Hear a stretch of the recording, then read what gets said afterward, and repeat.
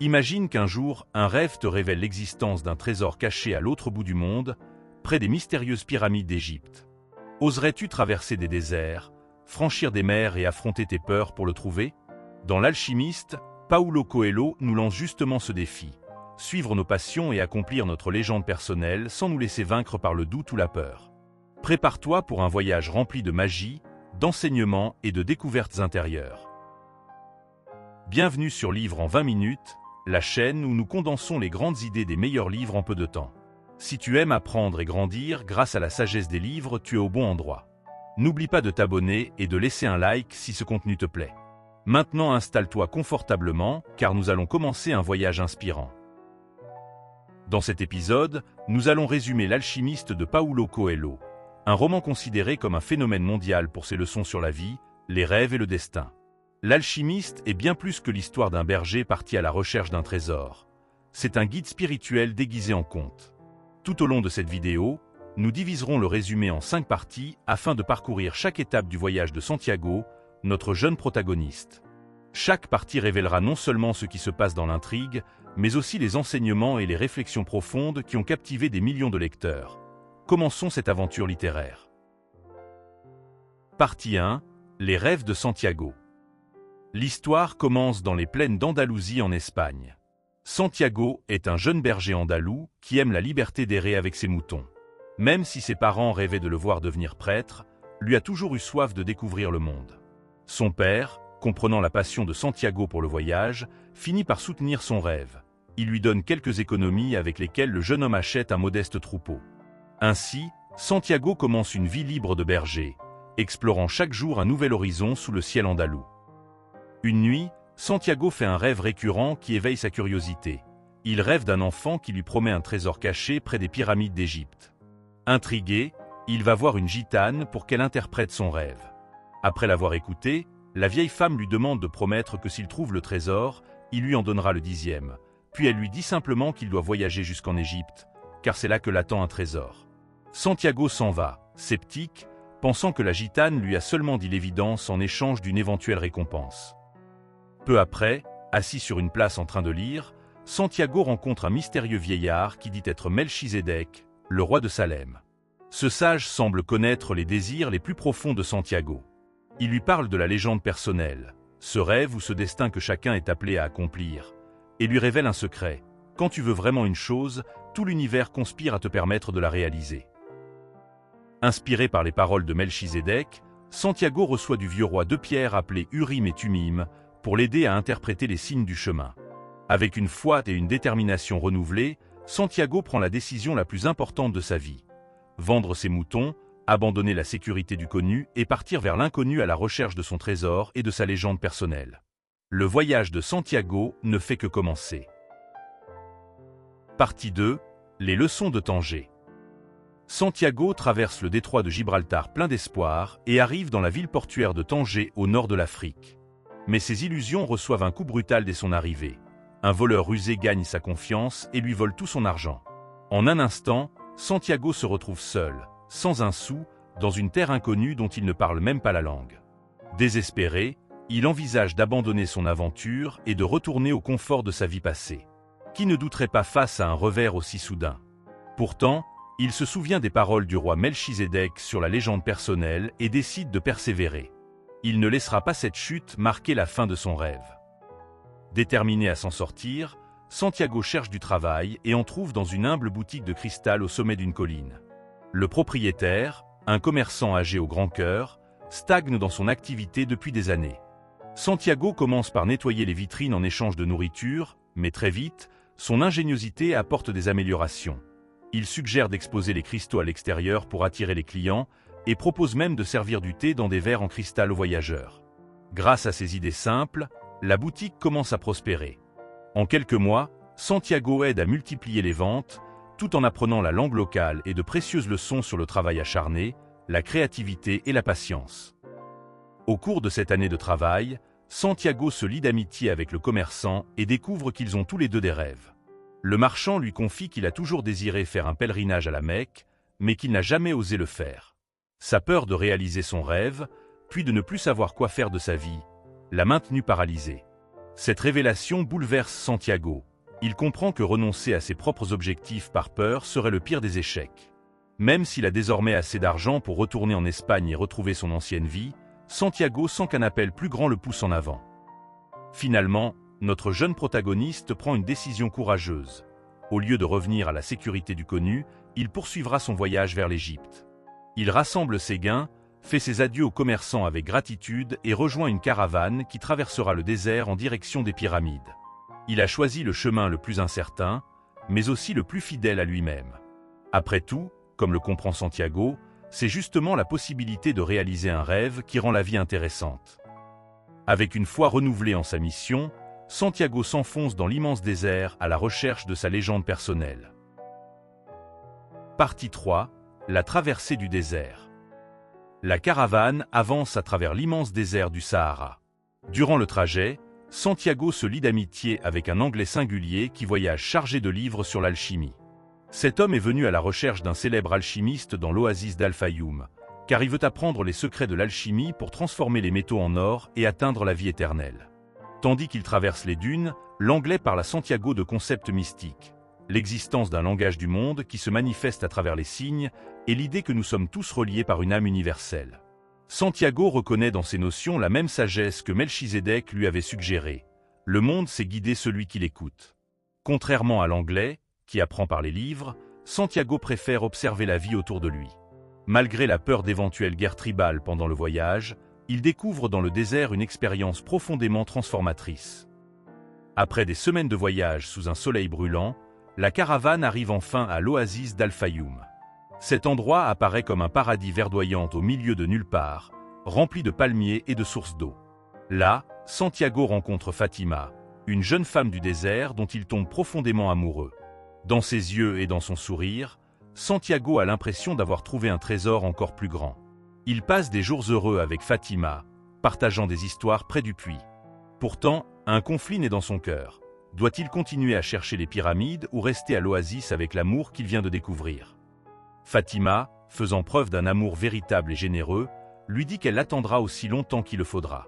Comme une fille du désert, elle sait que si quelque chose lui est destiné, cela reviendra.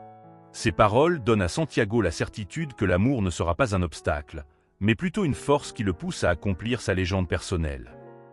Un jour, tandis que Santiago contemple le ciel, il voit au loin le vol de 2 faucons traversant l'horizon, et soudain une vision fugace lui apparaît, une armée attaquant l'oasis. Il ne sait pas s'il s'agit de son imagination ou d'un véritable présage, mais il décide d'agir. Rassemblant son courage, il avertit le chef de l'oasis de sa vision. Les anciens des Baathés, bien qu'ils doutent de cet étranger, choisissent de se préparer au cas où. La vision se révèle exacte. Des envahisseurs attaquent, mais grâce à l'alerte de Santiago, les habitants de l'oasis repoussent l'assaut avec succès. En récompense pour avoir sauvé l'oasis, le chef lui offre une généreuse bourse remplie de pièces d'or. Santiago se sent tenté. À Al-Fayoum, il a l'amour, la richesse et la sécurité. Cela ne pourrait-il pas être la fin heureuse de son voyage ? Pendant un instant, il songe à renoncer à sa quête des pyramides et à vivre là, en paix. Cette même nuit, Santiago reçoit la visite d'un homme énigmatique qui chevauche avec élégance dans le désert. C'est l'alchimiste de l'oasis, le sage dont tout le monde parle, mais que presque personne n'a vu.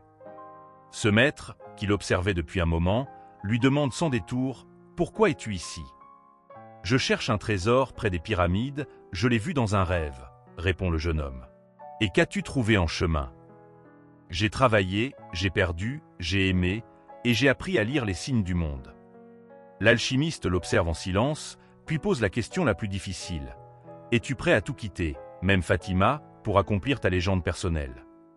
Santiago baisse les yeux, prend une profonde inspiration et répond « Oui, parce que je sais que si je renonce maintenant, je vivrai incomplet. Et si c'est un amour véritable, elle m'attendra. » Convaincu que le jeune homme est prêt à poursuivre sa route, l'alchimiste lui propose de l'accompagner dans la prochaine étape du voyage vers les pyramides. Il lui rappelle que le trésor ne se trouve pas dans l'oasis et que Santiago ne doit pas abandonner au moment même où le destin le guide.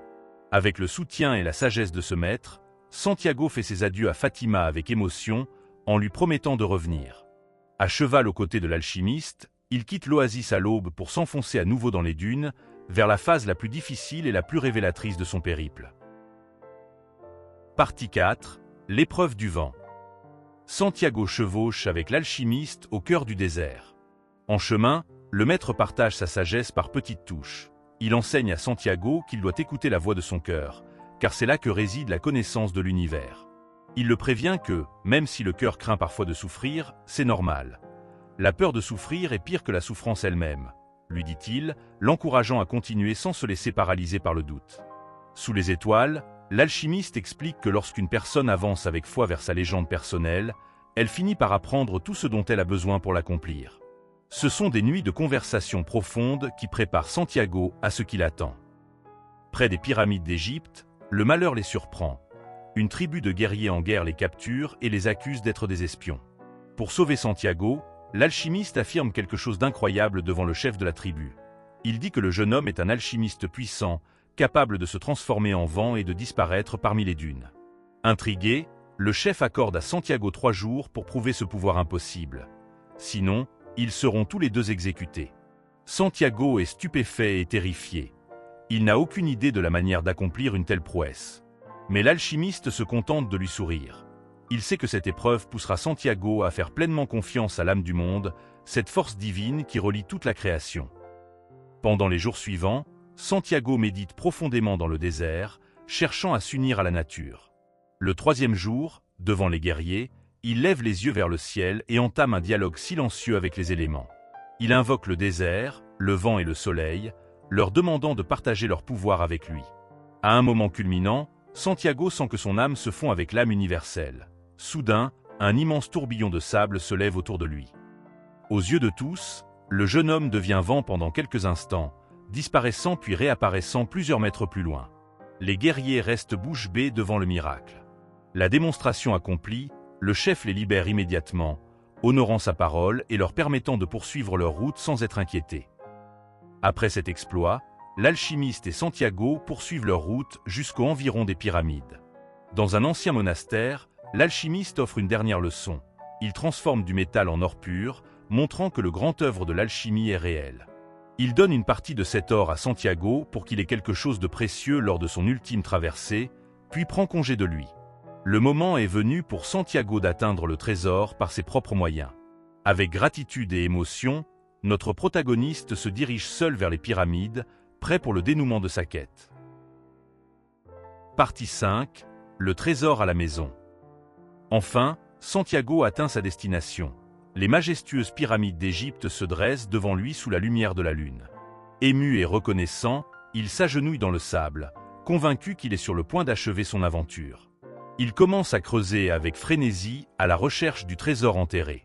Pourtant, après un long moment d'effort, il ne trouve rien. Seulement du sable, encore et encore. Épuisé, l'espoir vacillant, Santiago lève les yeux vers les étoiles et se demande si tout ce voyage n'aura servi à rien. À ce moment-là, des brigands du désert apparaissent. Ils observaient le jeune homme en train de creuser. Ils le prennent pour un fou à la poursuite d'une illusion. Ils fouillent ses poches, lui arrachent la bourse contenant les pièces d'or qu'il transporte et le frappent en exigeant de savoir ce qu'il cherche. Désespéré, Santiago leur raconte toute la vérité. Il a traversé la moitié du monde en suivant un rêve qui lui promettait un trésor caché près des pyramides. Les voleurs éclatent de rire. Avant de partir, l'un d'eux se moque de lui. Lui aussi a rêvé d'un trésor, dans une église espagnole sous un sycomore, mais jamais il ne serait assez stupide pour aller le chercher. Sur cette moquerie, les assaillants laissent Santiago meurtri sur le sable et s'éloignent.